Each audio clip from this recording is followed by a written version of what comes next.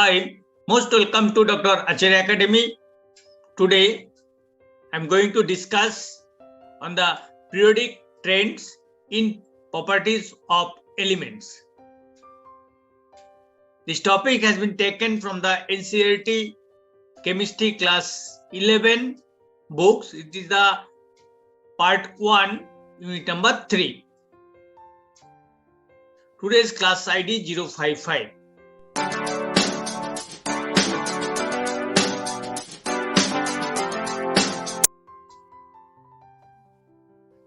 This is the periodic table. You see, this is the representative elements, what I already discussed in the previous class. This is also representative elements, and in between this is the D transition elements, and down it is the F inner transition elements.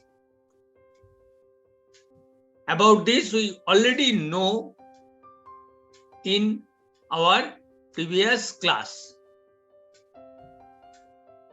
If you see this periodic table, then there are many observable patterns in the physical and chemical properties of elements as we descend in a group, that means from top to bottom, or move across a period, that means this is the period, so from left to right. And there are changing in physical and chemical properties of those elements according to descending to the groups or as per period from left to right. Example, within a period, that means if you consider this period number 2, period number 3, the reactivity tends to be high in group 1 metals. This is the group 1 metal, that means lithium, sodium, potassium, etc. So these are high reactive metals. Lower in elements towards the middle of the table. This is the middle of the table. So this reactivity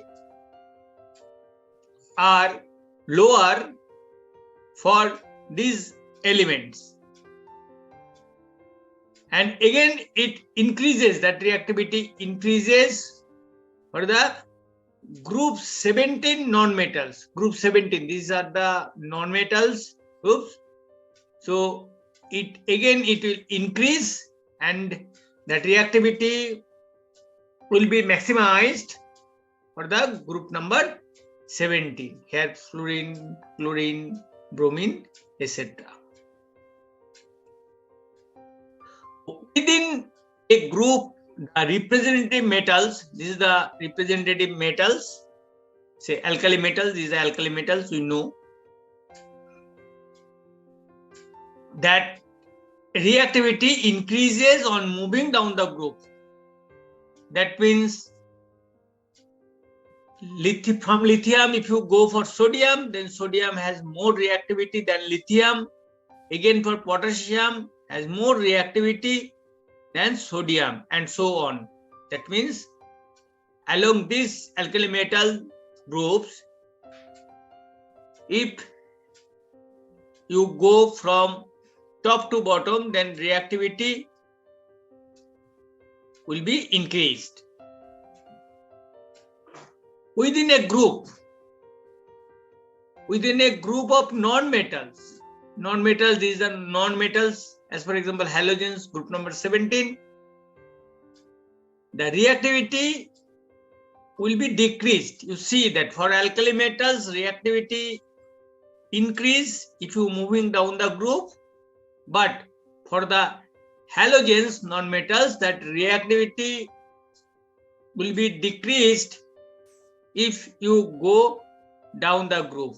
That means most reactivity belongs to the fluorine element and comparatively less reactivity for the chlorine element. Again comparatively less reactivity for bromine than chlorine, and so on.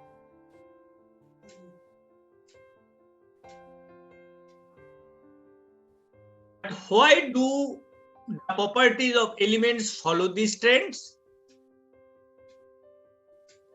And how can we explain the periodicity? To answer these questions, we must look into the theories of atomic structure and properties of the atom.